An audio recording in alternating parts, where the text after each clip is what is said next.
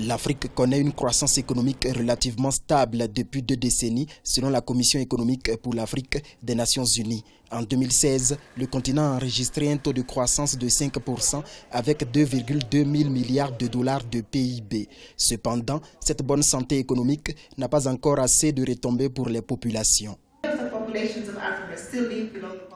40% de la population en Afrique vit encore dans la pauvreté, malgré ses bonnes performances économiques. À notre défi, celui de la démographie. Si nous ne nous asseyons pas pour discuter et offrir des solutions à ce problème, cela aura toujours des retombées négatives pour notre continent.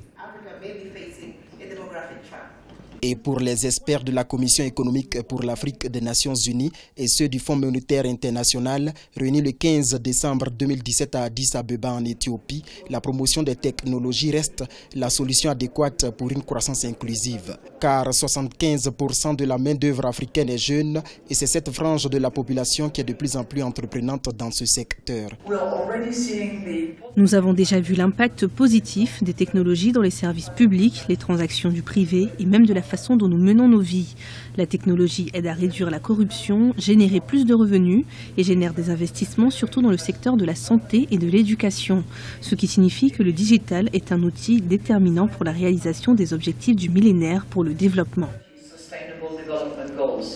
C'est la première fois qu'un directeur du FMI visite l'Éthiopie et amorce une véritable collaboration avec la Commission économique pour l'Afrique des Nations Unies en vue d'harmoniser les efforts pour une Afrique plus prospère conformément à l'agenda 2063 de l'Union africaine.